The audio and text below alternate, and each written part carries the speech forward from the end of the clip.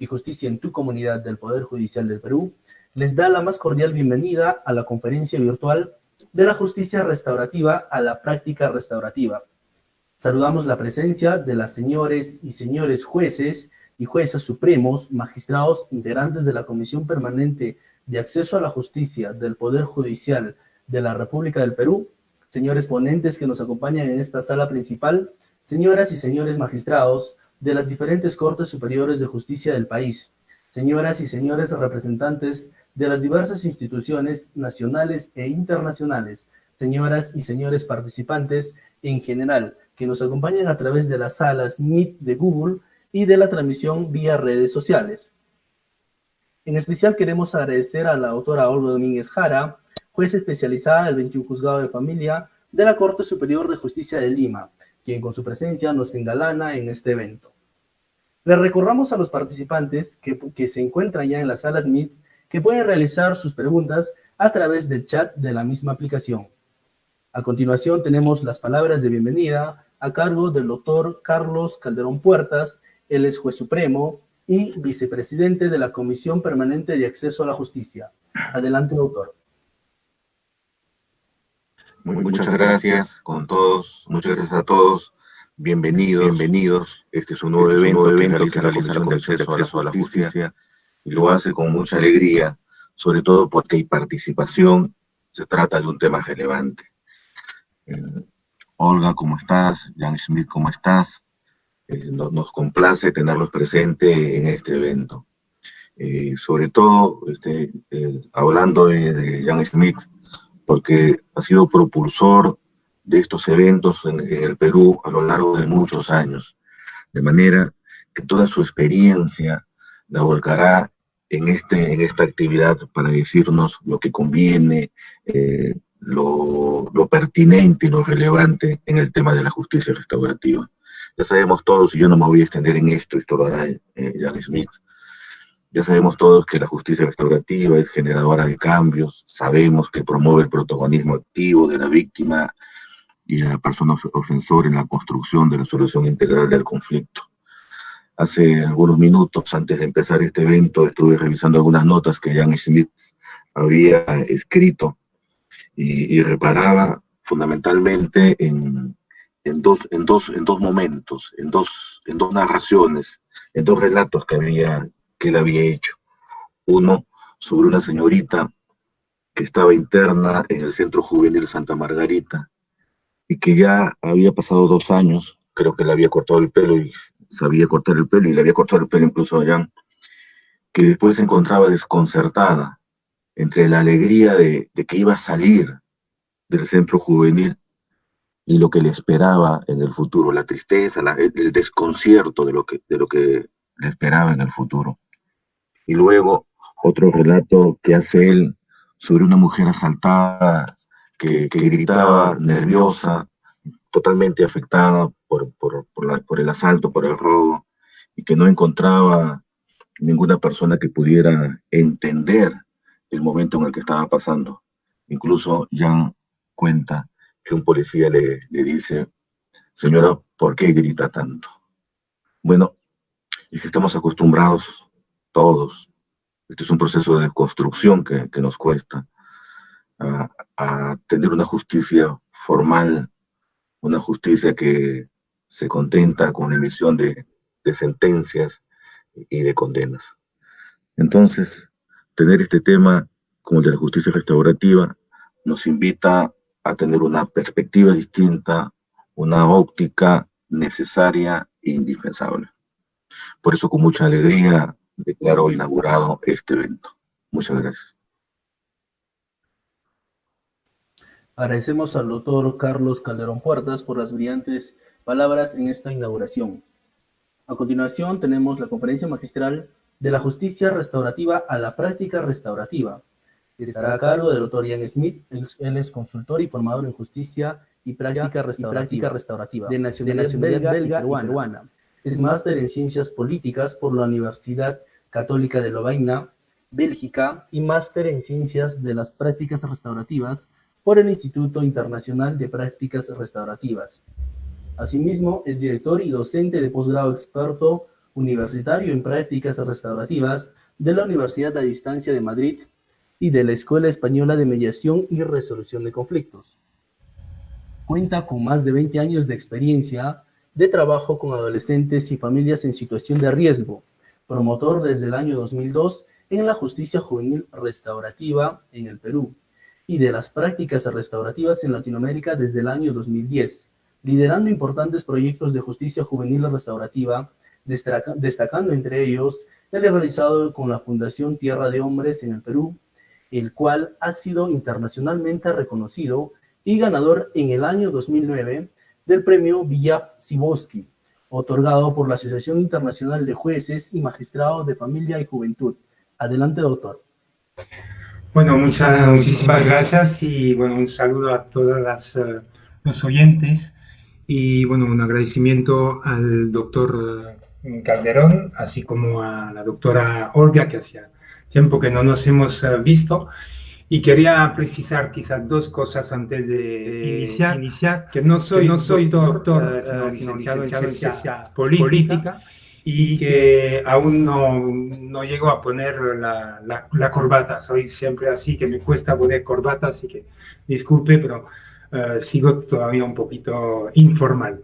Bueno, la verdad que muy contento de estar en contacto nuevamente con mi Perú, porque hace 15 días solamente que recibí la nacionalidad peruana. Yo la tenía de corazón hace muchos años, pero la tengo ahora realmente con papeles, ¿no? Y lo que comentó el doctor Calderón, esas dos historias, si bien ya pasaron muchos años, honestamente es como si las hubiera vivido ayer.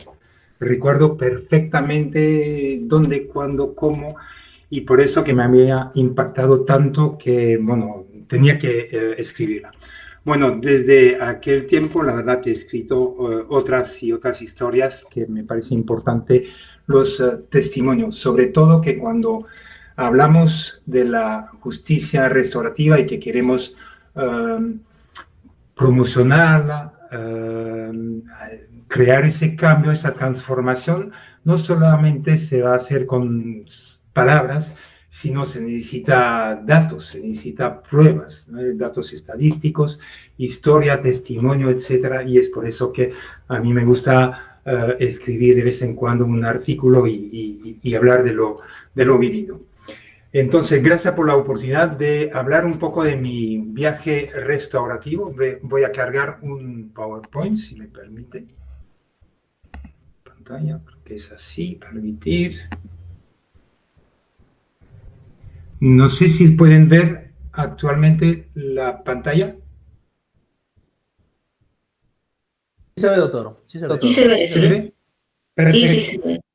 Muy bien, entonces he llamado a esa conferencia de la justicia restaurativa a las prácticas restaurativas, porque como lo comentó el doctor Calderón, yo recuerdo en 2002, es ahí que empezamos a venir con el concepto, el enfoque restaurativo en el Perú, y nos tomó 2 hasta casi 3 años antes de iniciar un proyecto piloto. Es decir, que era para nosotros importante de tomar el tiempo, hacer mesa redonda, conferencia y luego bastantes sesiones de formación a los operadores de justicia y operadores social que trabajan en ese tema. Iniciamos ese proyecto en el 2005 y realmente para mí es un honor y un placer de ver esa semilla que plantamos, y éramos todo un grupo, y hablo tanto de las instituciones públicas peruanas, y en aquel tiempo era el representante de la Fundación Tierra de Hombres, que era un proyecto piloto de justicia juvenil restaurativa, el primero en el Perú.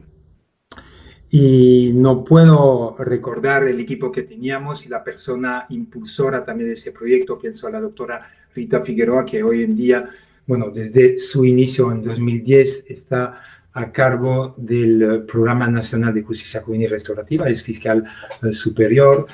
Jaime Ceballos, fiscal en aquel tiempo. Janet Tello, hay muchísimas personas que recuerdo y que les tengo mucho cariño, como Olga Domínguez también aquí presente, ¿no?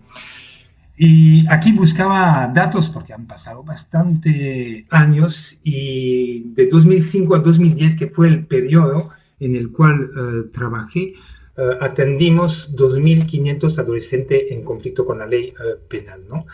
Y de ellos lo atendimos directamente desde la detención en comisaría y más o menos 60% de ellos entraron en el programa de justicia juvenil restaurativa.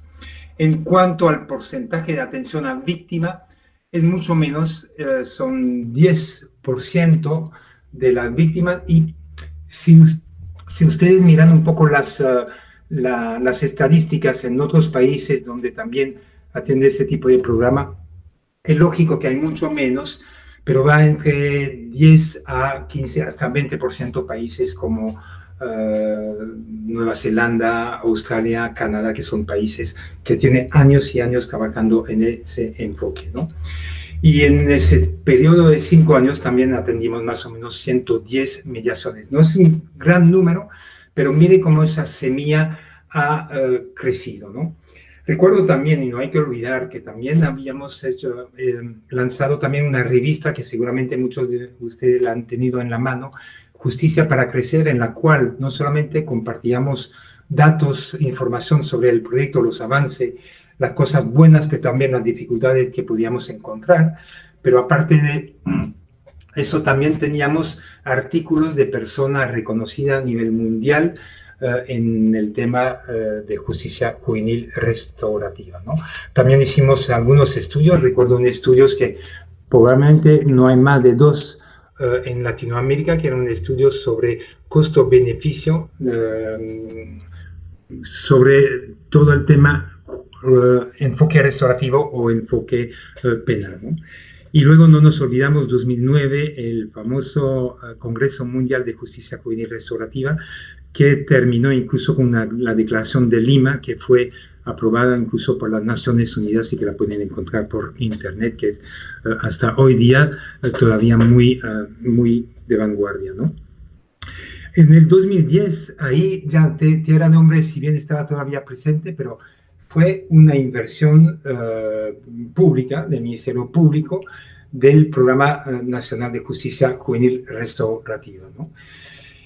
Y fíjese que hoy en día, en 2020, ya son 22 distritos fiscales que están cubiertos por ese programa. Por supuesto que aún falta, sin embargo, es un gran paso. Siempre he dicho, estamos en un proceso y es mejor de ir quizás a paso lento, pero hacer las cosas bien y sobre todo que dure en el tiempo, ¿no? Y mire, yo pregunté justamente anteayer a la doctora Rita Figueroa, a la cabeza de este programa nacional, y me comentaba que entre 2010 y 2020, en 10 años, son 13.384 adolescentes en conflicto con la ley penal. De ellos hubo 5.000, casi 200 remisiones, ¿no?, de judicialización. Y no quiere decir que a la calle a tu suerte, sino que entran en un programa de orientación que se hacen responsables y que también reparan los daños ocasionados. Es una cifra muy, muy alta, son casi 40% de todos los adolescentes que entran en el programa, ¿no? Y cada año, bueno, se va extendiendo el programa a otros distritos, ¿no? Por supuesto también, pero no he podido tener datos exactos, pero atención a la víctima. No hay que olvidar que el enfoque restaurativo enfoca principalmente sobre la víctima que ha sido muchas veces olvidada e incluso revictimizada en el ámbito penal tradicional, ¿no? Pero en general me imagino que debe ser entre los 10 y 15%, ¿no? Y las víctimas participan a través de diversos procesos restaurativos y probablemente el más común en Perú es la mediación, ¿no? Entonces, antes de hablar de justicia juvenil restaurativa, luego de práctica restaurativa, porque se trata de eso, siempre hacía la pregunta, pero ¿cuál es el objetivo, los objetivos de nuestro sistema penal juvenil? Cuando hay un sistema tradicional, ¿qué quieren lograr? Y en general la respuesta más sencilla que podríamos decir es un cambio de comportamiento del adolescente, que dejan de delinquir y se comporta normalmente en una sociedad, ¿no? Y que se reinserta en la sociedad. Pero cuando hablamos del sistema penal castigador retributivo, que usa muchas veces como primera medida la privación de la libertad, de resultado de cambio de comportamiento, no hay muchos, ¿no? Entonces, hay que reconocer que el sistema penal tradicional, y lo vuelvo a decir, no soy abogado, así que hablo más bien con palabras más comunes, pero muchas veces es el tema de buscar el culpable y castigarlo, ¿no? Es un poco, tú lo haces y la pagas, el ojo por ojo. Tú hiciste sufrir a una persona y ahora te cuesta también a sufrir. Pensando que ese sufrimiento te empuja a reflexionar sobre a quiénes has afectado, cómo has afectado, y sobre todo que luego diciendo, no, ya no quiero más de ese tipo de situación y me voy a comportar correctamente, ¿no? Pero en general solo falta mirar a veces las estadísticas y hay reincidencia y más reincidencia, etcétera, ¿no? Porque, bueno, menor de edad que reincide, a veces cuando reincide ya son adultos y los datos habría que ir a verlo dentro de las estadísticas del sistema penitenciario, ¿no? La teoría de la pena tiene finalmente dos objetivos, una prevención especial a la persona que cometió el delito, lo que acabo de decir, ¿no? Una premisa que dice, bueno, estoy sufriendo con la privación de la libertad, ya no quiero eso y me voy a cuidar y me voy a comportar mejor. Y el otro es una prevención general, lo que se busca es tener un efecto sobre la sociedad diciendo, cuidado, porque si no se comportan mal, bien irán, bueno, pueden tener una sentencia hasta la privación de la libertad. Honestamente, yo he visitado muchísimas cárceles, no solamente en Perú, sino en Latinoamérica. La verdad que es fuerte, es difícil y de creer que dentro de ese sistema se puede realmente rehabilitar y tomar tiempo para pensar a quién he afectado, cómo he afectado, quiero cambiar, etc. No digo que las personas no cambian, algunos lo cambian, pero muchos finalmente incluso se especializan dentro de la delincuencia en ese tipo de situación. Y no hablo de Perú en particular, pero de nuestras cárceles en Latinoamérica, ¿no? Y esa teoría de prevención general muchas veces es ahí que vemos a veces decisiones populistas de querer siempre aumentar las penas, disminuir o eliminar los beneficios penitenciarios, o hay propuestas de leyes para bajar la edad de responsabilidad penal de 18 a 16 años, como para, por ejemplo, considerar un niño de 16 años como un adulto y juzgarlo como un adulto, ¿no? Entonces son algo que no podemos aceptar. A ver, sencillamente son distintas preguntas si vemos la justicia retributiva, punitiva y la justicia restaurativa, ¿no? Lo retributivo lo que busca es qué leyes se han violado, quién lo hizo y qué se merece. ¿Qué leyes se han violado, quién lo hizo y qué se merece? Mientras que ese enfoque restaurativo nos orientamos más bien a quiénes han sido afectados, cuáles son sus necesidades hacia esas personas y qué tiene la responsabilidad hasta la obligación a atender esas necesidades. Esas son la gran diferencia como pregunta que podemos hacer en todo. Son dos visiones distintas, lo retributivo y lo punitivo. No significa que es uno o el otro. A veces pueden ir complementarios, sobre todo pensando en delitos, infracciones muy graves, muy serias, donde esas personas pueden representar incluso un riesgo en la sociedad. A veces podemos trabajar restaurativamente, pero al mismo tiempo tenemos que tomar también medidas punitivas, ¿no? Lo retributivo es claramente violación de la ley, culpabilidad, entonces vamos a castigo y muchas veces usamos la privación de la libertad como la separación de la sociedad, aislar a esa persona y es bien difícil muchas veces toma un marcado y cuando regresamos dentro de nuestra sociedad hay esa estigmatización y el reingreso es muy complicado incluso solamente para obtener un empleo. Mientras que la visión restaurativa, y eso es una gran diferencia, es una ruptura de las relaciones entre la persona. Una persona que roba a otro, si bien hay esa violación de la ley, pero sobre todo hay una ruptura de las relaciones entre la persona. Es una visión mucho más humana, ¿no? Algo muy importante en lo restaurativo, nos enfocamos en el comportamiento más que en el autor del comportamiento. Es decir, rechazamos el comportamiento porque no corresponde a los estándares, a las normas, a las leyes, pero no podemos rechazar al autor. Todas las personas que trabajaron en ese proyecto de justicia juvenil restaurativa confían y hacen todo lo posible, pero creen en el cambio de las personas, en el cambio de esos jóvenes.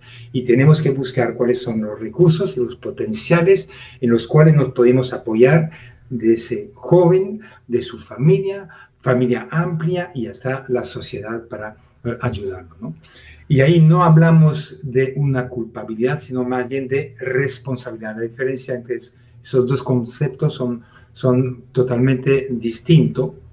Y lo que se busca es una reparación del daño, y hay muchas formas de reparar, y se lo diré en mi experiencia, una de las reparaciones más usadas a veces y más apreciada por parte de la víctima es una reparación simbólica. A veces es un sincero perdón, mostrar remordimiento, comprometerse a no volver a cometer ese tipo de situación. Es sorprendente, pero muchas veces es lo que pasa. Pero hay reparación también material, económica o a través de un servicio a la comunidad, etc.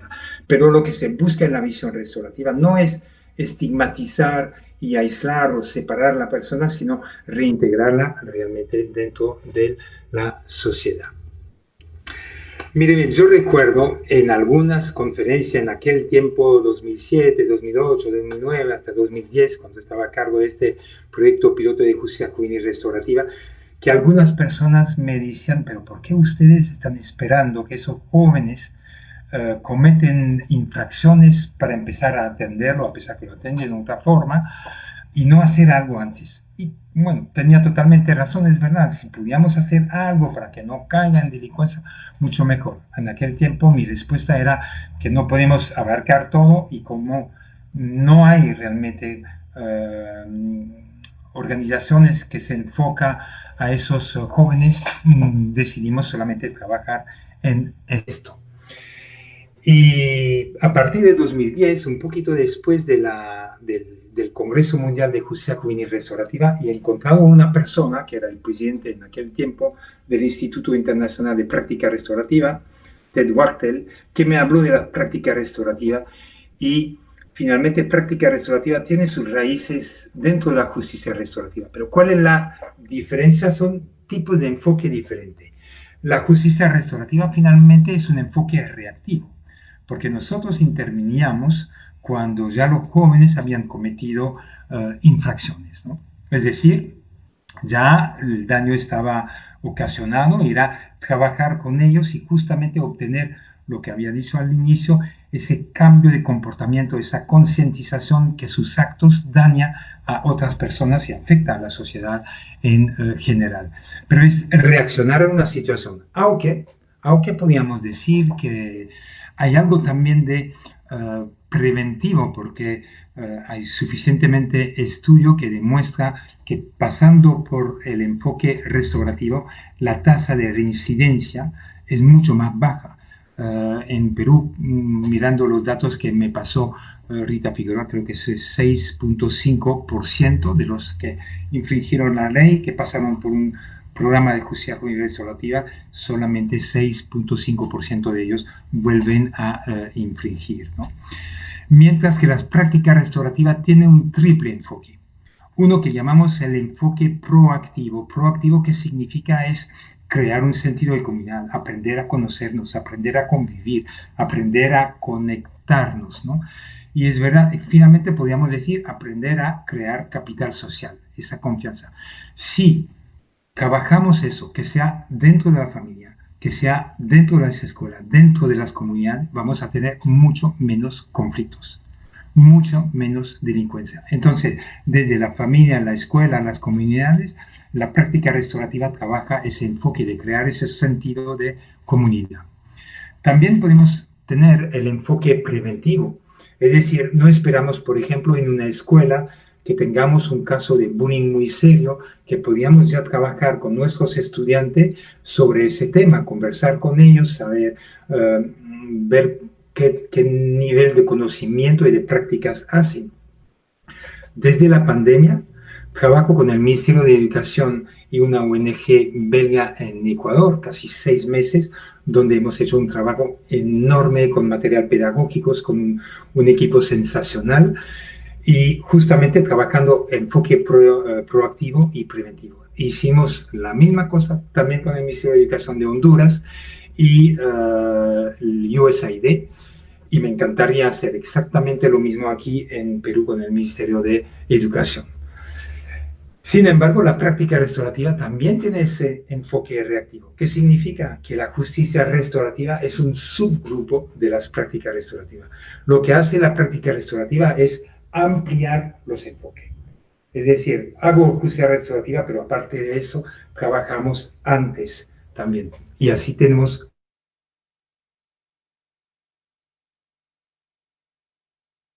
el bombero que apaga actos de delincuencia.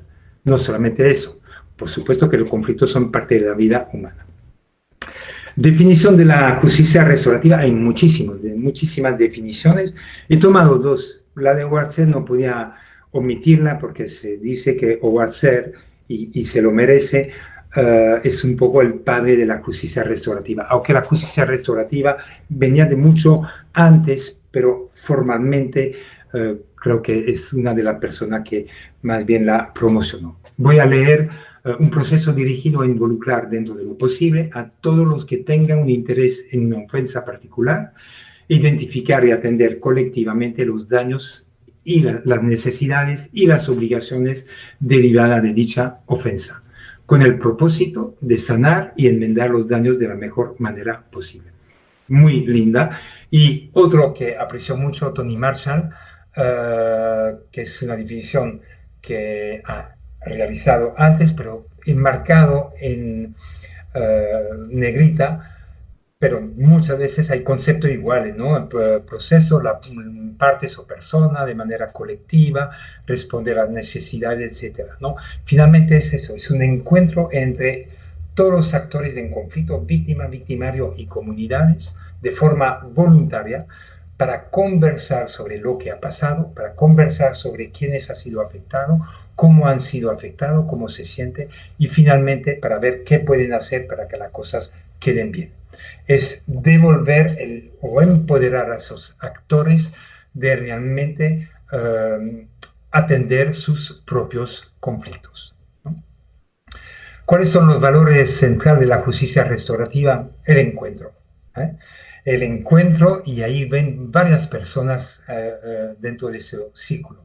Es por eso que hago una pequeña, y lo hablaré un poco más adelante, diferencia entre la mediación, lo que es la mediación y lo que es una reunión restaurativa, más conocido en inglés como Restorative Conferencing. Pero el encuentro, lo que es un encuentro totalmente voluntario.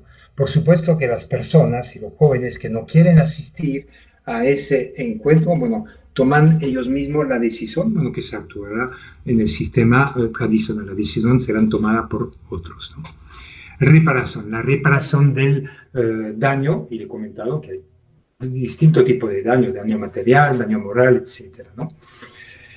La participación, y aprovecho para decir eso, víctima, victimario, comunidad. Cuando hablamos de un sistema de justicia restaurativa, completamente restaurativa, en el círculo, en el encuentro, hay una participación de los 3 actores. La víctima, los victimarios, y cada uno viene acompañado de su propia comunidad, que puede ser, hablando con los jóvenes, los padres, madres, amigos o alguien de la comunidad, y tratamos que haya un cierto equilibrio entre esas personas, o personas de la comunidad que se siente también afectada, ¿no?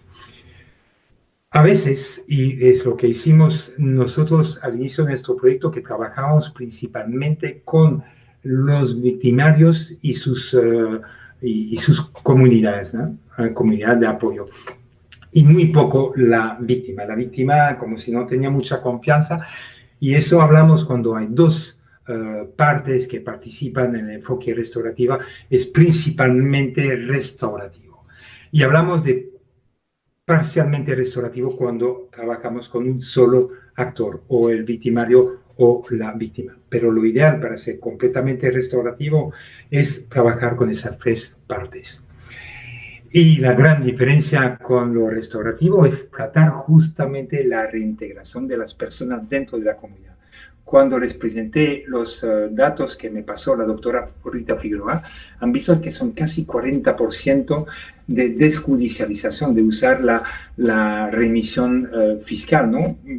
Prejudicial, y eso es una reintegración a la sociedad. No es que queremos apartarte porque tú eres un, entre comillas, delincuentes, sino tú haces parte de una sociedad, vas a tener que cambiar, rechazamos el acto, vas a tener que mejorar, pero te reintegramos.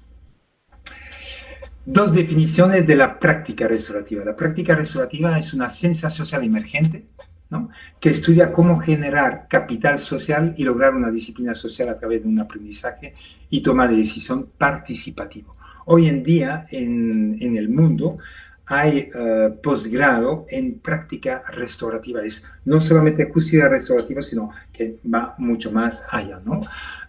Lamentablemente, por el momento, es principalmente en inglés, aunque en España hemos lanzado también ese posgrado en español. Pero quizás la definición que más quiero, porque la veo más conectada a mi propia práctica, es la de Van der Venen, que es un canadiense psiquiatra, que dijo que la práctica restaurativa es una forma no solamente de pensar, sino de ser, una práctica, enfocada en crear espacios seguros para verdaderas conversaciones que profundizan las relaciones y crean comunidades conectadas y más fuertes. Y ahí voy explicando. Muchas veces cuando pienso a los operadores de justicia, jueces, fiscales, policía, defensor de oficio, y que pienso también a los operadores sociales, psicólogos, trabajadores sociales, educadores, los que trabajan en los centros penitenciarios o el servicio de orientación para los adolescentes, ¿no?, los programas sociales para ellos, ¿no? Nosotros hablamos que es importante que esos operadores necesitan tener una práctica restaurativa, es decir, una manera de pensar, pero también de actuar. Y hay cuatro aspectos, cuatro componentes que es muy importante. Lo primero es el tipo de estilo de autoridad, porque son autoridad, todos son autoridad, pero autoridad, ¿cómo actuamos o cómo llevamos esa autoridad con los menores de edad? Y quizá la mejor forma de explicarlo es a través de la ventana de la disciplina social. Esa ventana es algo muy sencillo, que debería ser como un chip que toda persona que tiene autoridad debería tener en la cabeza y que les funciona cuando estamos en un cuadro equivocado o el otro. Persona con autoridad puede ser un padre con sus hijos, puede ser un docente con sus estudiantes, puede ser un empleador con sus empleados, puede ser un juez, un fiscal, todos ellos que tienen autoridad. Mire bien, entonces, ¿qué? Uno vertical que lo llamamos control. Podemos tener bajo control o muy alto control. Por control es poner reglas, normas, saber poner límites, tener expectativas y saber retar y desafiar. Y entonces, alto control. Apoyo es, tenemos que aprender a saber motivar, nutrir, colaborar, orientar, dar afectos a esos jóvenes. Entonces, mire bien, si soy, por ejemplo, un policía, que solamente lo que me interesa es el alto control, pero sin dar apoyo, termino siendo una persona, un policía punitivo, autoritario y muy estigmatizador. Si todo lo contrario, no tengo esa capacidad de poner normas, reglas, límites, expectativas, pero que soy una buena gente, que doy el apoyo, los consejos, etc., termino siendo un permisivo, protector, paternalista que no le va a ayudar. Nunca va a ser responsable ese menor de edad. El negligente es lo peor de todo, porque él ni tiene control ni tiene apoyo. Ser restaurativo es siempre mantener el alto control, pero siempre en un marco de apoyo y de respeto. Los dos son importantes, ¿no? Ese restaurativo. Hay una palabra que se usa muy poco, que es autoritativo. Y lo autoritativo, si lo miran en el diccionario, es justamente ese balance, control y apoyo. Siempre van juntos. Por supuesto, somos humanos. No quiero decir que constantemente, incluso yo que trabajo en lo restaurativo hace años, que soy restaurativo 100% del tiempo. Tengo que reconocer que a veces salgo de ese cuadro y que mi hijo menor, yo le he dicho 4 veces y tal, y en un momento o permisivo, pero la ventaja es que tengo esa ventana dentro de mi cerebro que me vibra y que me dice, Jan, cuidado, estás en el cuadro equivocado, frena y regresa a lo restaurativo. Entonces, lo primero que cualquier operador de justicia o operador sociales deberían tener esa ventana también incrustada dentro de la cabeza, es esa mentalidad restaurativa. Lo punitivo, siendo punitivo, vamos a actuar en contra de nuestros adolescentes. El permisivo va a hacer la cosa para él y nunca va a ser responsable. El negligente no hace nada, no le importa, es indiferente y pasivo. Nosotros, los restaurativos, lo que buscamos es hacer la cosa con. Te apoyo, pero tú lo tienes que hacer, tú tienes que hacer eso. Pero tengo que quizás darle ese afecto que quizás no tiene, esa orientación, etcétera, pero al final no voy a hacer todo para él, ¿no? Y es acompañarlo, ¿no? Y es lo que se está haciendo ahora en el programa de justicia juvenil restaurativa. Segunda componente o aspecto, el proceso justo. ¿Qué significa el proceso justo? El proceso justo tiene 3 principios. Uno es la participación. Es importante que escuchamos también a esos jóvenes, que escuchamos a nuestras víctimas, que escuchamos a nuestra comunidad. Darle voz. Darle voz es ser escuchado. Y yo digo siempre que ser escuchado es una necesidad básica humana. Es igual como dormir, comer, beber. Es importante, la persona necesita ser escuchada. La otra es explicación. Muchas veces nosotros, las autoridades, tomamos decisiones, pero lo que nos hace falta es explicar las razones y explicar explícitamente, lo digo además, las razones por qué tomamos una decisión. Si fuéramos más explícitos en la decisión que tomamos, las personas estarán más dispuestas a aceptar esas decisiones. Pero muchas veces son impuestos y no entendemos nada, ¿no? Mi papá, aprovecho para decirle, estaba así, tomaba decisiones y terminaba diciendo, ¿por qué soy tu padre? Pero ¿qué significa soy tu padre? ¿No?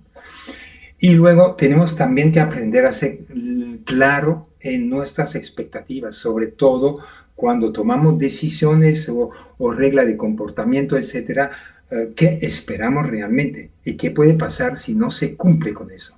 Entonces, el proceso justo es muy importante, que las personas se sienten tratadas dentro de respeto, que tenga voz, que tenga una explicación y que haya una claridad de las expectativas, ¿no? Vamos al tercer componente, diálogo restaurativo. ¿Qué es un diálogo restaurativo? A ver si conoces Sócrates, filósofo, educador griego, ya de años.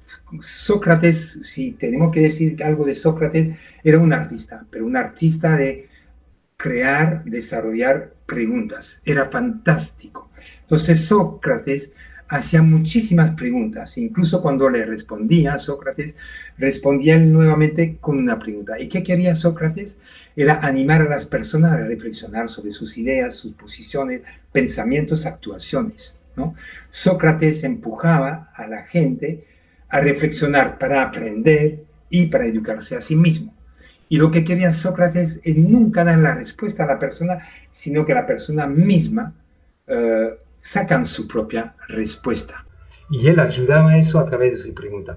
Fíjese, tanto operadores de justicia como operadores sociales que trabajan en cárceles o el juez o el fiscal, tenemos que ser también socráticos y tener mucho cuidado a las preguntas que hacemos. Muchas veces he escuchado cuántas veces, ¿por qué lo hiciste? Que lo dicen un adolescente.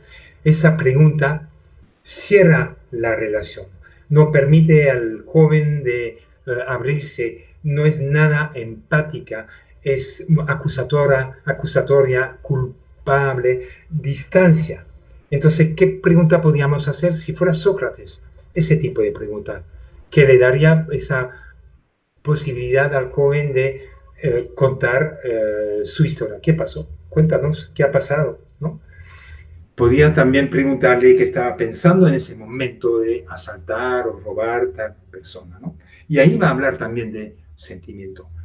¿Y en qué ha pensado desde entonces? Porque hay un momento distinto entre el momento que roba y el momento que está detenido en la comisaría. Y ese momento le ha dado quizá tiempo de pensar. Entonces vale la pena hacer esas dos preguntas, que la primera podría decir la verdad, solamente no pensaba, salvo que sacar algo de dinero y poder comprar mi droga y ya estaba tranquilo. Pero qué está pensando desde entonces va a ser totalmente distinto. Y Sócrates, como le decía, nos da las preguntas. En vez que nosotros le decimos, te das cuenta a quién has afectado, a esa persona anciana, pero no solamente a ella, me imagino que toda su familia también está afectada y el vecindario. O sea, no estamos aquí para dar la respuesta a las personas, sino más bien para empujar, si queremos realmente reflexión, hacer las buenas preguntas para que sean ellos mismos que responden. Y en mi experiencia, tener toda la capacidad de responder y lo hace. Y quizá me va a decir, sí, efectivamente, a la anciana que he robado. Ah, mira, aparte de ella, tú crees que hay otras personas. Y es lo que haría Sócrates. Tenemos que ser más socráticos. Y yo podría preguntar también, ¿y de qué manera crees que ha sido afectada la persona, sus familiares, etcétera, ¿no? Y luego podría ir también, ¿y ahora qué crees que necesitas hacer para que la cosa quede bien? ¿Qué vas a hacer ahora para arreglar la cosa? ¿Qué piensas hacer? De nuevo es cómo lo vas a reparar. Y cuando las personas me dicen, la verdad que no sabes. Entonces se puede hacer otra pregunta. A ver, si a ti te hubieran robado tal y como has robado a esa persona anciana, ¿cómo te gustaría que te reparen la cosa? Y ahí viene la respuesta muchas veces. Eso es ser socrático. Y hay también preguntas que podríamos hacer a la víctima. Si digo a la víctima, ¿qué pensaste cuando te diste cuenta de lo ocurrido? ¿No? ¿Qué impacto ha tenido este incidente sobre ti y sobre otros? ¿Qué ha sido lo más difícil para ti? Una pregunta muy empática. ¿Y qué necesita suceder para que la cosa quede bien?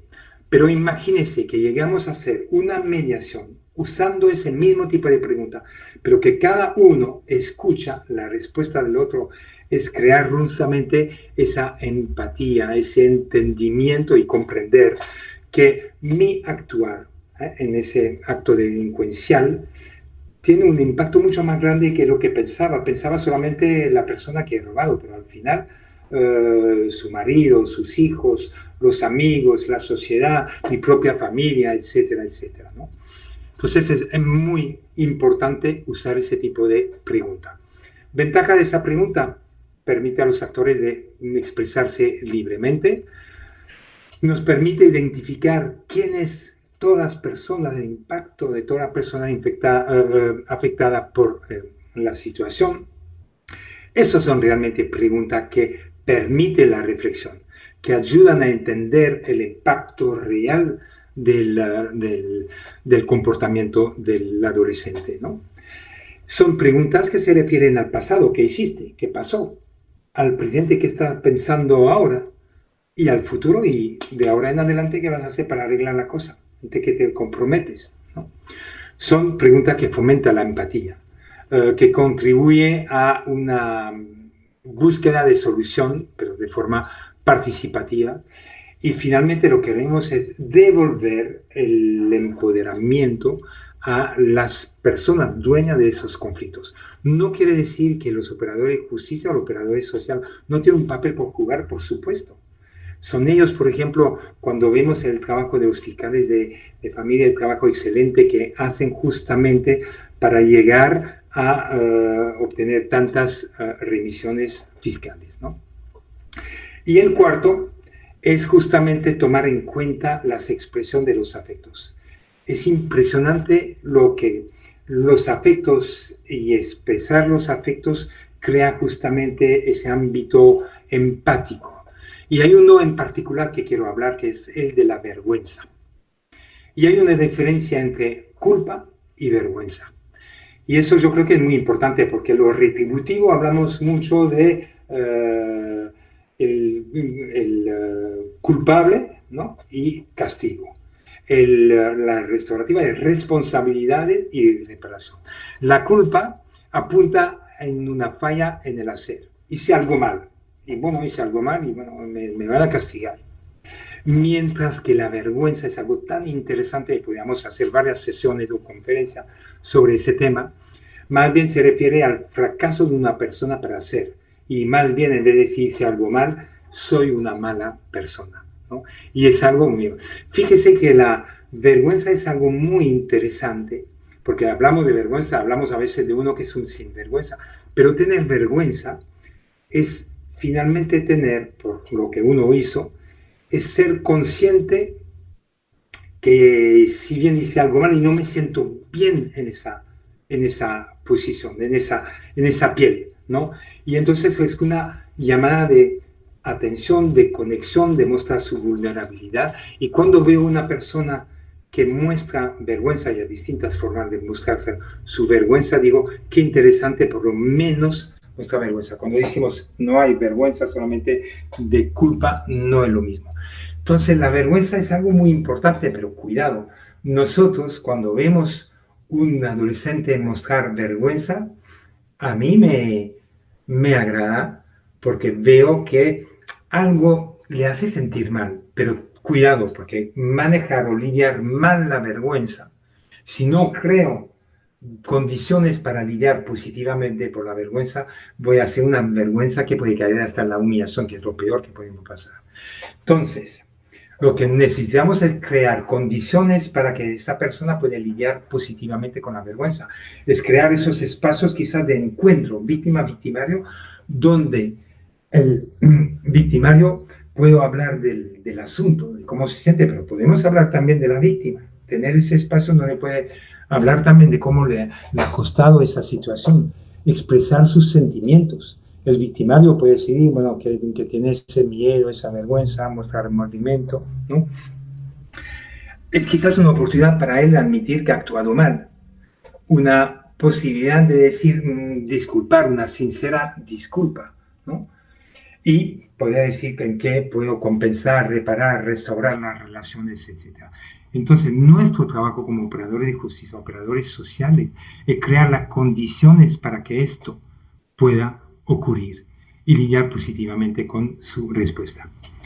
Braithwaite es un criminólogo fantástico, es un criminólogo muy peculiar, es australiano, y el criminólogo muchas veces dice, ¿por qué la gente comete crímenes? ¿Por qué la gente comete crímenes? Ese criminólogo hizo una pregunta totalmente distinta. ¿Por qué la mayoría de la gente se comporta la mayoría del tiempo correctamente? Y es verdad, la mayoría de la gente se comporta correctamente. Y no es por temor al castigo, sino más bien por educación, porque el hombre es bueno por naturaleza, porque queremos que nos trate de la misma forma que trato a los otros, etc., ¿no? Es mejor, finalmente, educar que castigar. Y Braithwaite dijo algo muy interesante, que es separar el acto del autor de ese acto. Es decir, el acto delincuencial en ese caso es rechazado, no permite porque no responde a los estándares o las leyes. Rechazo el acto firmemente, pero nunca rechazo a la persona. Debemos creer en el cambio, debemos creer en que esa persona tiene un potencial, algo de recursos, si no es él o su familia nuclear, amplia, o la sociedad, buscar quienes nos pueden ayudar a eso, pero es apuntar realmente a ese cambio y creer en ese cambio, ¿no? Es decir, hay que valorar la relación, pero por supuesto rechazar el comportamiento. Una visión puramente retributiva es hablar de el delincuente. Nosotros no hablamos de delincuente, hablamos de una persona que ha robado.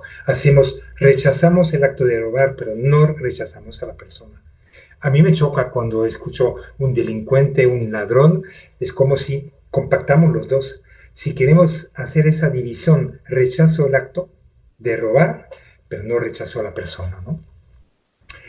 Entonces, después de haber hablado de esos 4 componentes, aspectos, cada uno de ustedes pueden ahora más o menos evaluar su propia práctica. Si su práctica es respetuosa, saben diferenciar el acto de la persona que lo cometió, saben tener ese proceso justo, es decir, le da la posibilidad de expresarse, de contar su historia, ¿no? Cada vez que toman una decisión, dan una explicación, y lo vuelvo a decir, explícita, de por qué toman tal o tal decisión. Son claros en las expectativas que tienen, porque si no hay claridad, ¿qué podemos esperar de esos jóvenes, no? Y si siempre piensa que su práctica es con el enfoque de reparar los daños, restaurar las relaciones. Y también pueden ver si su práctica ha contribuido a desarrollar empatía, porque la empatía es lo que realmente genera ese cambio, que tanto la víctima empieza a humanizar al ofensor y ver que finalmente llega también a hacer esa diferencia entre el acto y la persona, ¿no? Que permite realmente una reflexión, percepción y un aprendizaje. El conflicto se transforma en una oportunidad de aprendizaje. Su práctica ha contribuido a lograr una mayor responsabilidad, es decir, asume su responsabilidad. Para asumir su responsabilidad, tengo que saber que mi comportamiento ha dañado de una forma o la otra a tal y tal persona. Si no entiendo eso, no voy a poder asumir mi responsabilidad. Es estar dispuesto a reparar y restaurar las relaciones. Y finalmente, a ver si esa práctica ha contribuido a promover un cambio positivo, ¿no? Es decir, tanto del comportamiento o de las relaciones, ¿no? Eso será gran en mano una lista de verificación de la práctica restaurativa. Entonces, tenemos que tener una práctica restaurativa, operadores de justicia y operadores sociales. Pero, ¿qué son las prácticas restaurativas? ¿Qué son los instrumentos? ¿Cuál es la caja de herramientas que tenemos para justamente llegar a esos cambios de comportamiento, ¿no? Por eso que hablamos de una, y en otra sería esta. Por supuesto que no tengo tiempo de desarrollar todas esas herramientas. Hay unas herramientas que llamamos, o son técnicas informales y otras que son formales. La más formal es ciclo restaurativo, mediación, reunión restaurativa. Cuando hablamos de formales o formalidad, son prácticas que necesitan una planificación, que necesitan una preparación, que son más estructuradas, que toman más tiempo en desarrollar y que implican más gente. Las informales son prácticas que son más espontáneas, que puede hacer de una forma individual, etc. Que es la escucha, declaración efectiva, es hablar de el sentimiento que me puedo crear un comportamiento, o que sea positivo o negativo, pero hablar desde el yo. Yo me siento muy preocupado que has vuelto a cometer un acto delincuencial. Eso es una declaración afectiva. O me he decepcionado, o enojado, etc., ¿no? Diálogo restaurativo, ya lo hemos hablado, a usar esas preguntas restaurativas y ser socrático. Pequeña reunión espontánea es hacer también uso del diálogo restaurativo. Voy a entrar más bien en lo que son los ciclos restaurativos y la reunión restaurativa. Mediación, que se hace aquí en Perú, pero no he sido formado como mediador, sino más bien como facilitador de ciclo restaurativo y facilitador de reunión restaurativo. Así que no puedo realmente hablar de algo que no he sido formado, ¿no? Ciclo restaurativo es simplemente crear un espacio donde la persona está en ciclo, y estoy pensando en nuestro centro de diagnóstico y de rehabilitación aquí en Perú, o centro de internamiento de jóvenes. Es probablemente una de las prácticas que tendríamos que más aplicar.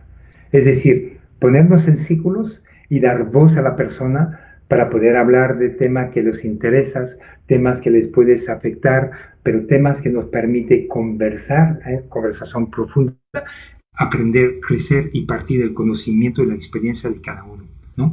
Y eso genera realmente la reflexión y el cambio de comportamiento.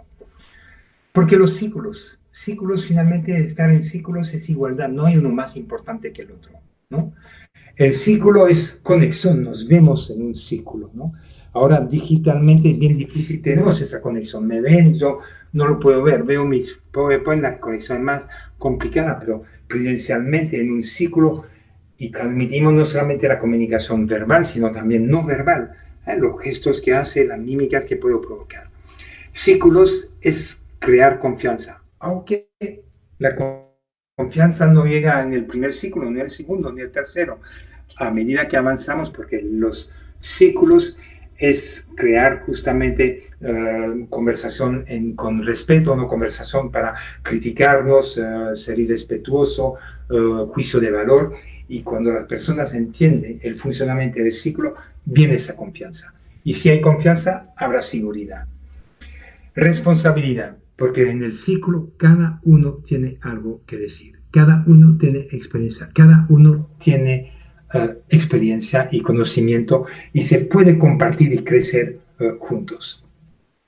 Y finalmente el círculo es un sentido de comunidad, es un grupo. Nadie aquí me puede decir dónde empieza el círculo y dónde termina el círculo. No hay un inicio ni un final. Y se han dado cuenta que en un círculo no hay ninguna esquina para esconderse. Somos parte, ¿no? Por eso que insisto para que nuestros operadores de justicia en los centros de orientación, en los centros juveniles, trabajamos muchísimo los círculos y le damos voz a nuestros jóvenes. Y lo último, la reunión restaurativa, esos encuentros voluntarios entre víctimas, victimarios, sus familiares, comunidades. Yo hice reuniones con más de 25, 30 personas, a veces con 10, con 12, etcétera, que necesitan una preparación seria, ¿no? Pero que interviene, por ejemplo, en todo tipo de delincuencia juvenil, robo, vandalismo, asalto, acto incluso sexual, consumo de droga, hay muchísimas cosas. Que no vayamos a pensar que es solamente para cosas de bagatela, infracción de bagatela. Incluso hay estudio criminológico que muestra que más serio es el delito, mejor resultado obtenemos, sobre todo en el encuentro, simplemente porque hay un alto nivel de empatía y de intercambio de afectos y sentimientos. Y se humaniza mucho más, entonces tiene incluso mejor resultado. Así que no pensamos que es solamente para acto simplemente de bagatela, va mucho más allá, ¿no? Y por supuesto que lo restaurativo tampoco es blando, permisivo, a veces, lo comentaba al inicio, que puede ir de paralelamente también a lo retributivo, que a veces hay unas personas que tienen que terminar con privación de libertad, pero que podamos trabajar adentro también de forma restaurativa. Una reunión restaurativa es un proceso con protocolo definido. El facilitador de la reunión tiene un protocolo que es un guión de la reunión restaurativa, de qué preguntas hacemos, a quién lo hacemos, a quién primero, etcétera, y que donde se reúne de forma voluntaria todas las partes para hablar de la situación, entender quién ha sido afectado, cómo ha sido afectado y ver cómo lo podíamos solucionar, ¿no? Imagínense, por ejemplo, esa reunión. Aquí tiene la facilitadora, tiene, por ejemplo, dos jóvenes que entraron en una empresa de noche a robar y hay una víctima que era el vigilante en aquel noche que agarraron, lo pegaron, lo amarraron, etcétera, lo amenazaron de muerte incluso. Aquí un papá de un ofensor viene acompañando a la reunión, la mamá acompaña al otro y a la víctima viene quizás su mamá o su esposa y viene también la hermana de la víctima y participa también el dueño de esa empresa. Entonces, es muy importante porque ahí esos dos jóvenes se van a dar cuenta que hay más, solamente la víctima no es solamente esa persona que hacía la vigilancia de noche. Todas las personas aquí en el círculo están afectadas, ¿no? Y eso permite realmente ver el impacto real del acto. Una reunión restaurativa solamente es apropiada si hay admisión de su responsabilidad. Yo no voy a hacer una reunión restaurativa o el juez o la fiscal no me van a proponer una reunión restaurativa si no hay admisión de la responsabilidad, incluso que sea parcial, pero admisión. Si se niega, de ningún modo voy a hacer ese tipo de reunión. Por eso que hay que trabajar antes de la reunión con las personas y a veces convencer. Mi tesis cuando hice la maestría de práctica restaurativa era que el éxito de una reunión restaurativa depende en gran medida de la calidad de su preparación. Se necesita una preparación y una buena preparación dará un buen resultado de la reunión.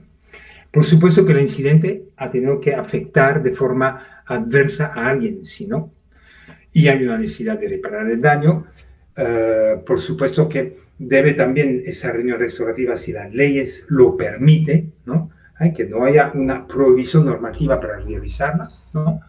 Y por supuesto que todas las personas que asisten no han sido ido de forma coercitiva, forzada, sino más bien de una forma voluntaria. Reunión, participación voluntaria, proceso estructurado, protocolo definido, es un guión y llevado por un facilitador capacitado, experimentado, ¿no? Si le pregunto a ustedes, y ahí voy terminando rápido, todos nosotros hemos sido alguna vez víctima de algo, o víctima en la casa cuando éramos pequeños, quizás que nos castigaron por algo que no habíamos hecho, víctima en la escuela, víctima en la calle, víctima quizás en el lugar de trabajo, ¿no? Y muchas veces en mis formaciones dije, piensen en un momento que han sido víctima, y si recuerden ese momento que ha sido víctima, que le han robado, por ejemplo, el celular en la calle, traten de pensar en cuáles fueron sus necesidades en ese momento. Y si esas necesidades fueron atendidas sí o no, ¿no? Y voy a decir cuáles son las necesidades y oportunidades de una víctima. Uno es tener voz. Tener voz. Poder decir, cuando el doctor al inicio habló de esta señora que entraba muy tensa en la comisaría porque la acababan de robar, bla, y el policía en aquel tiempo la cayó. Fue terrible cómo se sintió esa mujer. Tener voz. Expresar sus emociones. Tenía derecho a expresar lo agitado, lo en pánico que estaba, la molesta que estaba. Reconocer que lo que le ha pasado es injusto, inmerecido. Nadie merece eso, ¿no? Pero a veces uno dice, no se quejan, señora, están vivas, no la han matado, hubiera podido ser peor. Es lo peor que podemos hacer, ¿no? La víctima quizá quisiera que el ofensor asuma su responsabilidad, ¿no? Que haya una reparación, que me devuelve, que piden perdón, que muestra remordimiento, que se compromete que nunca más lo va a hacer. Quizás la víctima quiere incluso, pide un contacto con el ofensor. ¿Para qué? Quizá para hacer una pregunta. ¿Por qué a mí me asaltaste en plena calle Avenida Bancay cuando había un montón de gente? ¿Por acaso me conoce? No le conocía, señora. Sino que para mí era quizá la mejor presa en ese momento. Pero no lo conozco, no tiene nada que ver con usted, ¿no? Cierre emocional, que realmente eso se permite, sobre todo cuando en el encuentro la víctima se da cuenta que hace esa diferencia entre el acto y la persona que ve que finalmente es una persona, es un humano que se equivocó y mal, pero hace esa diferencia y puede finalmente cerrar esa cosa, ¿no? Y si cierra un cierre emocional va a poder seguir adelante enseguida. Pero le pregunto, ¿en nuestro sistema penal tradicional cumplimos con esas necesidades, sí o no? En el sistema tradicional no respetamos. Mientras que ese enfoque restaurativo damos voz a la víctima. La víctima tiene voz y todas esas necesidades pueden ser cumplidas. Pero lo bonito de lo restaurativo y de esos encuentros es que el ofensor también tiene cosas para ganar. Él también tiene necesidad y tiene oportunidad. ¿Cuáles son? Trato justo y respetuoso. Cuidado, ¿eh? No quiere decir tranquilo, etc. No hay cosa más difícil para un ofensor de enfrentar a sus víctimas y a su gente. Muchas veces entra justamente con esa vergüenza, con esa dificultad de comunicar, etc. pero el trato es justo. Le hacemos preguntas, tiene que contestar, pero no es que lo vamos a acribillar ahí, ¿no? Él quizás es la única forma donde puede, al escuchar lo que dicen los otros, comprender los efectos y la consecuencia de sus actos.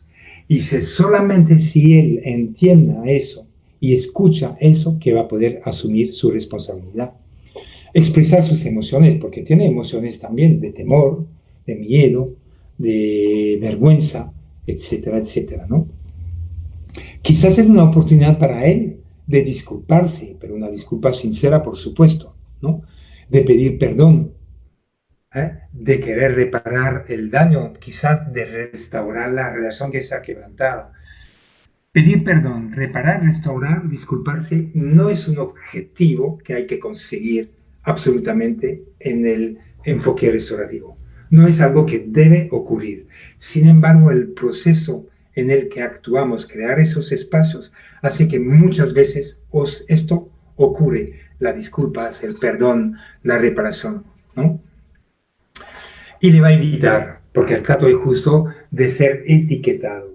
Estoy segurísimo que todos esos jóvenes que pasaron o que tuvieron una remisión fiscal, que no pasaron por una privación de la libertad, que trabajaron en el sistema de orientación del adolescente, no son etiquetados, sino que reingresan dentro de la comunidad, ¿no? Y finalmente es un proceso que le permite de tener una vergüenza reintegrativa realmente y liberarse de esa vergüenza y seguir con su vida, ¿no? Pero también la comunidad, los que acompañan, también tiene esas necesidades de oportunidad de expresar emociones, de hacer entender al ofensor que tú no has afectado solamente a ellos. A mí como padre me has afectado también su madre, sus amigos, etc. Y es eso que ayuda al ofensor a tener una idea, una visión real del impacto que han tenido su comportamiento. Y podemos pensar no solamente en el ámbito penal, sino en otros ámbitos como el ámbito educativo, ¿no? Ofrecer apoyo, hacer preguntas, recuperar el sentido de comunidad comunitario, fortalecer los lazos sociales y contribuir a tener una comunidad inclusiva y no querer separar, aislar la gente. Ámbito de aplicación a la reunión restaurativa, lo judicial es nuestro ámbito actualmente que hablamos. Pero lo familiar, se puede también hacer ese tipo de reunión familiar cuando hay problema. Lo educativo, le decía al inicio que he trabajado tanto en Honduras como en Ecuador durante meses con el Ministerio de Educación, con un equipo formidable que algunos de ellos nos están mirando y lo quiero felicitar del trabajo que hemos realizado, que si quieren incluso le podía pasar algunos links para ver realmente la producción de material que hemos hecho con ese enfoque restaurativo que le puede servir, magnífico. En lo comunitario, conflicto comunitario también podemos trabajar.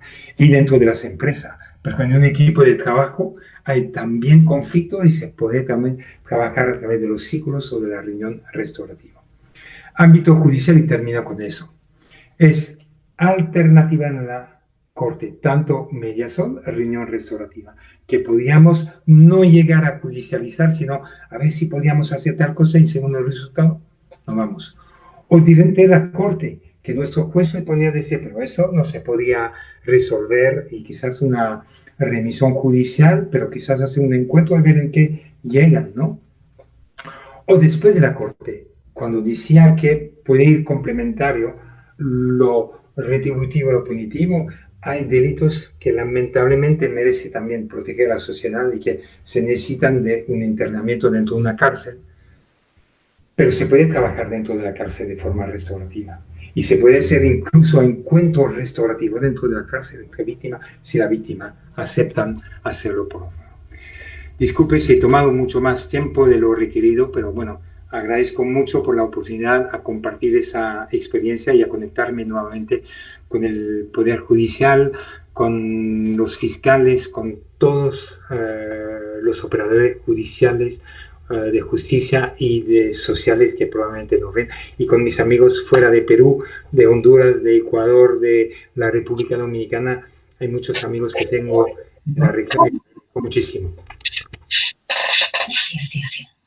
Bien, agradecemos al licenciado Ian Smith por la brillante exposición con el tema de la justicia restaurativa a la práctica restaurativa. Bien, doctor, los participantes han realizado preguntas, los cuales hemos seleccionado el equipo técnico y le vamos a leer para que pueda contestar. Le vamos a leer pregunta por pregunta y usted tiene 3 minutos para contestar cada pregunta.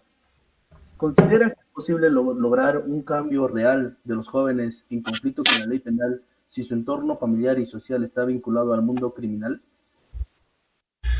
Definitivamente que la respuesta es que sí. Ahora no puedo mentir y decir 100%, por supuesto que no. Pero primero, como lo comenté en la conferencia, hay que creer en el cambio. Por eso que en la definición de la práctica restaurativa es como una práctica de pensar, pero también de ser. Si yo no creo, ¿a qué sirve? Pero no es suficiente que yo creo al cambio, sino que debo trabajar con ese adolescente para que él mismo también cree en su propio cambio. Siempre he comentado que podemos poner 100 trabajadores sociales, 100 psicólogos alrededor de un solo adolescente en conflicto con la ley. Si él mismo no ha decidido de cambiar o hacer ese proceso de cambio, no lo vamos a lograr. Pero la forma de relacionarnos con ellos, que no es una forma, vuelvo a decir, restaurativa, alto control, límites, expectativas, normas, reglas, etcétera. Bastante duro, siempre dando ese trato de respeto y de apoyo.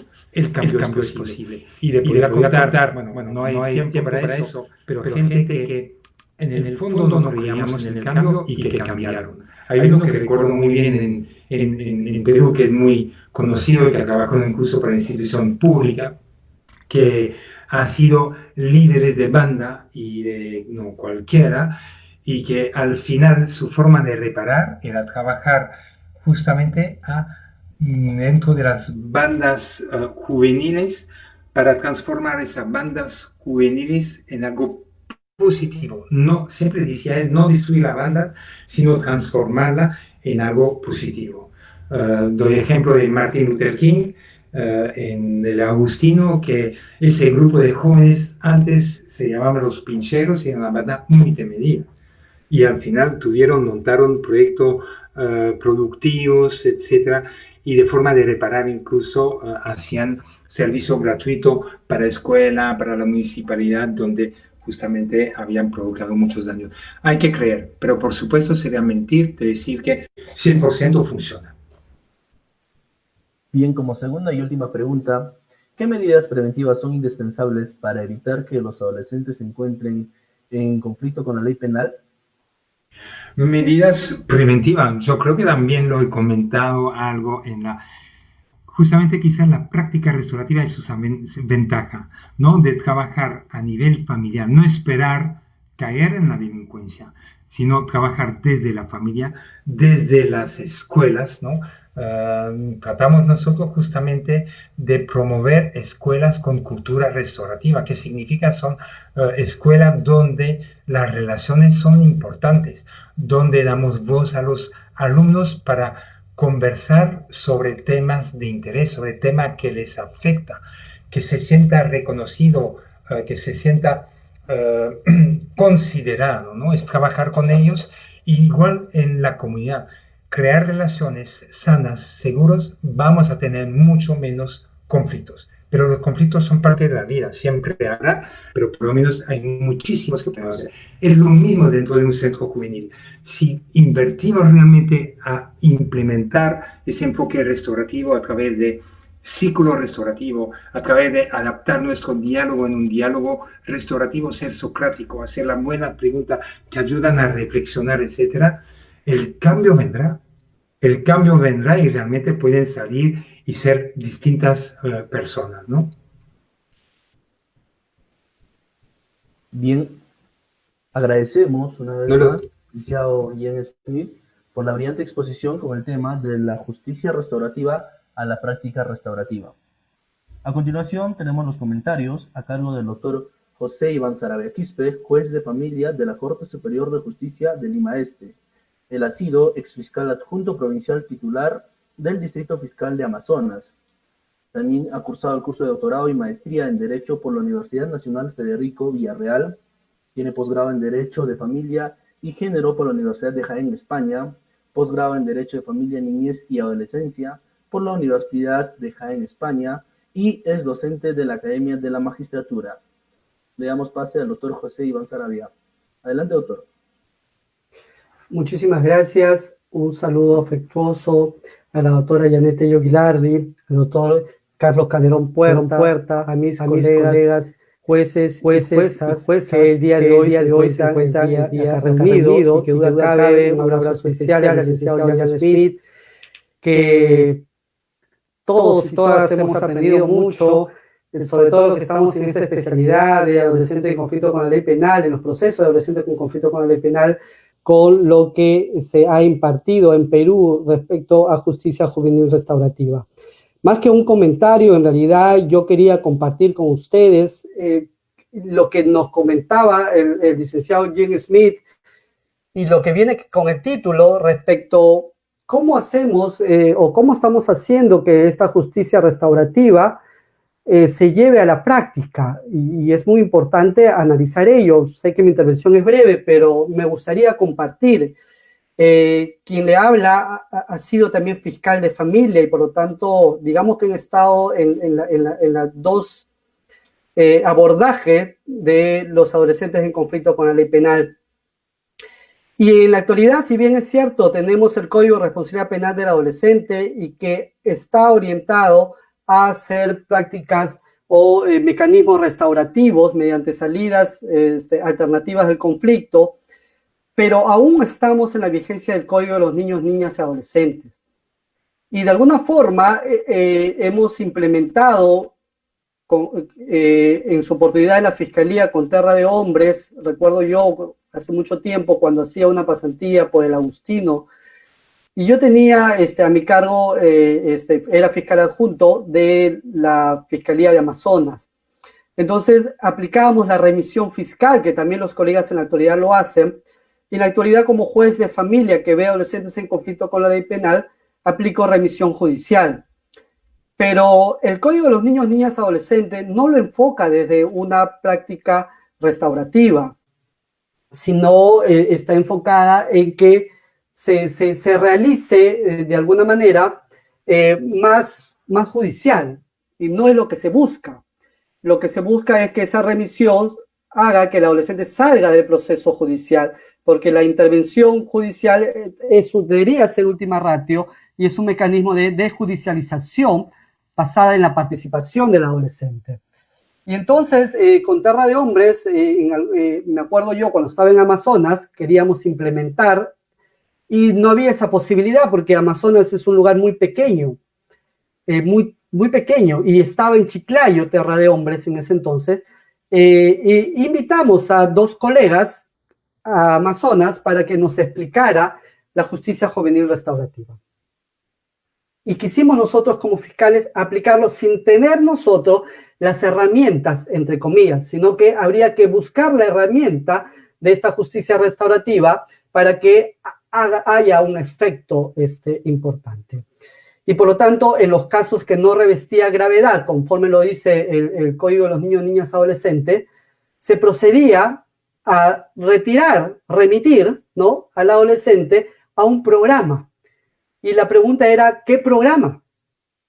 Entonces teníamos que agenciarnos, porque no teníamos Terra de Hombre, teníamos que agenciarnos de la comunidad. Porque estábamos en un lugar pequeño, que no había muchas infracciones a la ley penal. Digamos que era ideal, ¿no?, para que esas infracciones mínimas se pueda trabajar con justicia juvenil restaurativa. Y la Fiscalía tiene el programa de jóvenes líderes, que si bien es cierto, no tiene por finalidad trabajar con adolescentes que ya están en procesos o investigaciones, sino antes de... Hablamos con los fiscales que están en cargo del programa con la finalidad de que haga un apertus, ¿no?, y que genere un nuevo grupo de adolescentes que sí están en investigación. Y a la pregunta que resolvía el licenciado Jan Smith, es muy cierto. No todos los casos prosperarán, pero si ya tenemos 1, 2, ellos van a ser ejemplo de otros. Y recuerdo mucho un caso que la señora fiscal provincial con mi colega fiscal adjunto teníamos, que el adolescente iba a este programa, pero como quedaba cerca de la fiscalía, él llegaba a hacer la tarea a la fiscalía. Y cuando teníamos otros adolescentes, él le daba la bienvenida a los otros adolescentes al programa y le explicaba cómo, y era parte de esa situación.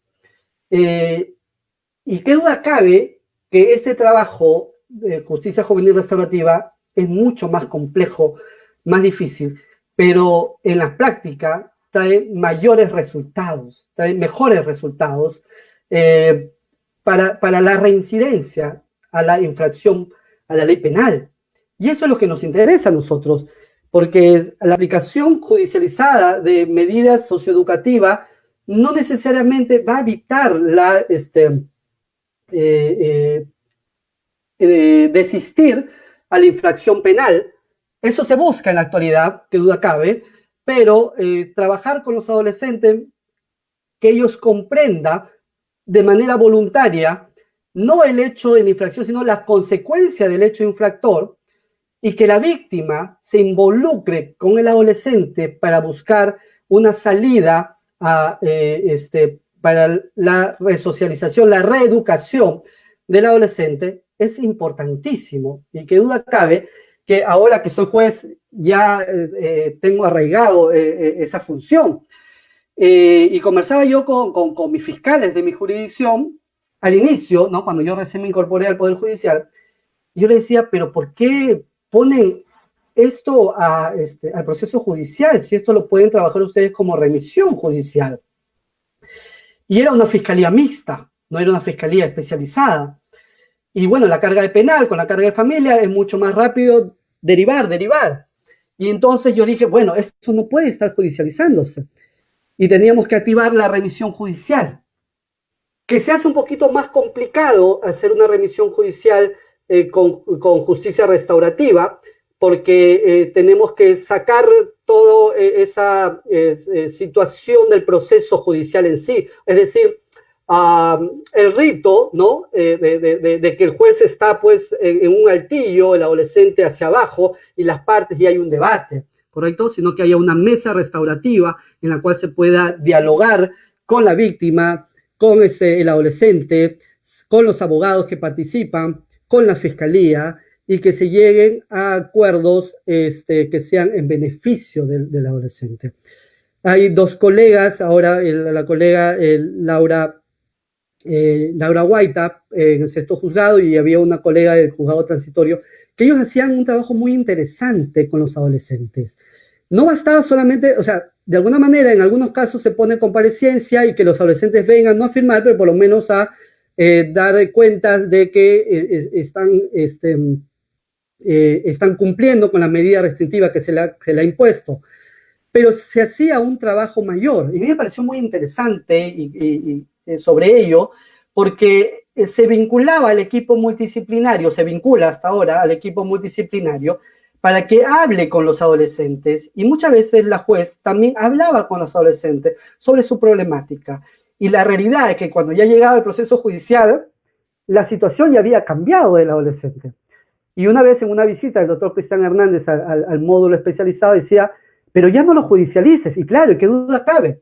Ya él ha pasado, o ella ha pasado, por un trabajo previo, y si estamos a un hecho de mínima gravedad, aplica la remisión judicial, ¿no? Y de esa manera hemos empezado a tratar, quizás no es como se quiere, porque la remisión debería ser fuera del proceso judicial y que una entidad con todos el equipo necesario pueda trabajar con los adolescentes.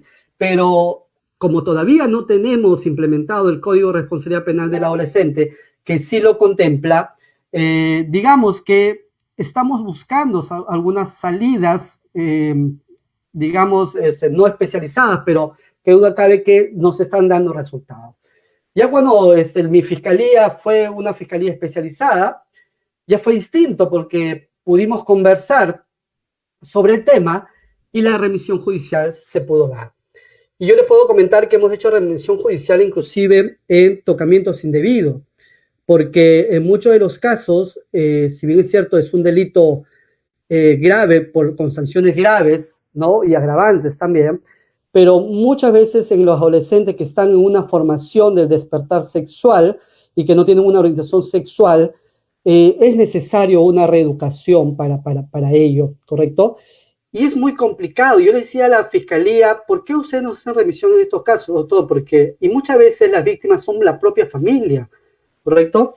Y decían, porque, doctor, la parte no quiere. O sea, la otra parte, la parte agraviada, no quiere. Y es muy complicado ello, porque a veces hay niños vinculados, pero hemos trabajado de alguna manera, en algunos casos, sin revictimizar a la víctima, tratando de trabajar con la familia para que podamos comprender de que ese trabajo de reeducación sexual es importante y que no necesariamente se tenga que llevar a medio cerrado, y que recomponer los vínculos familiares también es importante, que es un trabajo lento, un trabajo difícil, pero que puede haber medidas de protección para la víctima que coadyuve a ese trabajo, ¿correcto? Y en casos muy específicos, porque no en todos los casos, evidentemente, nos ha dado resultado, nos ha dado resultado al respecto. Y en otros casos de mínima lesividad, sí lo hemos empezado a hacer como remisión judicial, en algunos casos que la Fiscalía ha considerado que se debe de judicializar. Sí se hace complicado, y no lo voy a negar, el trabajo con la víctima, porque hay que, digamos que, hacer sensibilizar a la víctima que es importante su colaboración en este proceso de reeducación del adolescente. Lo que es negativo en esta Código Niños, Niñas, Adolescente es de que la norma establece de que igual se tiene que dictar una medida socioeducativa a excepción de la internación. Por lo tanto, pasa igual por el SOA. Pero hemos conversado con el SOA que en estos casos se dé un tratamiento restaurativo. Y hemos tenido muy buena acogida con el SOA de San Juan del Urigancho, que es la sede a la cual yo pertenezco, que el trabajo sea restaurativo. Inclusive ellos van y buscan a los adolescentes. Hubo un proyecto que hizo acceso a la justicia de la Corte, que bueno, cambian, ¿no? Pero la comisión anterior, que a pesar de que las colegas eran jueces penales, iban a buscar a los adolescentes, invitaba a los jueces de familia a buscar a los adolescentes que habían desertado de los SOA para invitarlos a que, si bien es cierto, pudo haber prescrito ya el tiempo para que cumpla la medida socioeducativa, pero para que se reincorpore, ¿correcto? Por el bien. Y las madres nos decían de que nunca habían visto jueces en su casa, y menos que los jueces y juezas se preocuparan por sus hijos, ¿no? Sí, dime, te escucho. Quedan 2 minutos. Perfecto, que justo ya voy acabando, ¿no? Entonces, digamos que cuando pasemos al Código de Responsabilidad Penal del Adolescente, ya debemos nosotros, pienso yo, debemos ir ya interiorizando esta justicia juvenil restaurativa, que posteriormente será más especializada, con mayores presupuestos, pero eso no quita de que en la actualidad lo podamos ir llevando a la realidad, siempre con el apoyo de profesionales como Jan Smith, que vamos a ir aprendiendo mucho más de las experiencias de otros países inclusive. Muchísimas gracias por el tiempo y por la oportunidad. Un abrazo para todos y para todas. Agradecemos al doctor José Iván Saravia Quispe por las palabras del comentario en esta exposición. A continuación tenemos las palabras de clausura a cargo de la autora Olga Domínguez Jara, juez especializada del 21 Juzgado de Familia de la Corte Superior de Justicia de Lima. Adelante, doctora. Buenas tardes a todas y todos. Quienes hemos trabajado con adolescentes en conflicto con la ley penal, sabemos de la importancia de la justicia restaurativa, o también conocida como justicia reparadora. Ella no tiene como objetivo la sanción o castigo, sino busca que el responsable del delito reconozca su culpa e intente reparar el daño causado, conforme nos estuvo explicando Ian Smith. Asimismo, como muy bien lo ha explicado nuestro ponente, la práctica restaurativa tiene un triple enfoque: proactivo, preventivo y reactivo. La práctica restaurativa busca el fortalecimiento de la comunidad, reforzando el vínculo afectivo entre sus miembros mediante la prevención de conflictos e intervención oportuna de ellos, de tal manera que la persona responsable asuma su culpa y la víctima pueda ser escuchada y se sienta reparada del delito que ha cometido, la falta de delito que ha cometido el adolescente. La justicia restaurativa va tomando relevancia. Es por ello que es importante fortalecer nuestros conocimientos con experiencias como la que nos ha brindado nuestros ponentes y aplicarlos en nuestro quehacer diario. Agradecemos a nuestro expositor Ian Smith, promotor de la justicia juvenil restaurativa en el Perú y de prácticas restaurativas en diversos países de la región iberoamericana. Tiene una amplia experiencia de trabajo con adolescentes y familias en situación de riesgo. Reconocemos su ardua labor en nuestro país con los jóvenes de los centros juveniles y del Servicio de Orientación al Adolescente. Asimismo, agradecemos al doctor José Iván Saravia, juez de familia de la Corte Superior de Justicia de Lima Este, quien nos ha brindado algunas reflexiones sobre la justicia restaurativa en la actualidad, en el tiempo de crisis sanitaria que vivimos por la pandemia del COVID. Debo resaltar que esta actividad cumple con los objetivos del Plan Nacional de Acceso a la Justicia de Personas en Condición de Vulnerabilidad 2016-2021, para la eficacia de las 100 reglas de Brasilia. Finalmente, en nombre de la Comisión Permanente de todos los integrantes, en especial de la doctora Janet Tello Giraldi, fue suprema titular, quien les envía felicitaciones y agradecimientos a los señores expositores, y agradeciendo profundamente la participación de los más de 1.200 asistentes a esta conferencia virtual, que espero haya sido muy provechosa para todas y todos ustedes. Muchas gracias. Damos por clausurada el presente evento. Hasta luego, doctor Smith. Doctor. De esta manera llegamos a la parte final de la conferencia virtual de la justicia restaurativa a la práctica restaurativa. La Comisión Permanente de Acceso a la Justicia de Personas en Condición de Vulnerabilidad y Justicia en tu Comunidad les agradece por haber participado de este evento. Muchas gracias. Gracias Jan, gracias José, gracias Olga. Creer entonces en el cambio, Jan. Lema, Gracias, doctor. creer en el cambio, diálogo socrático y hacer nuestro pensamiento carne en realidad. Gracias por esas palabras que has tenido que nos ilustra sobre el tema. Muchas gracias, doctor. Gracias, José, también. Les pedimos, por favor, emprender sus cámaras. Gracias, Jan, a ti, más bien, gracias. Siempre aportando. Un gusto, siempre. Escucharte. También. Una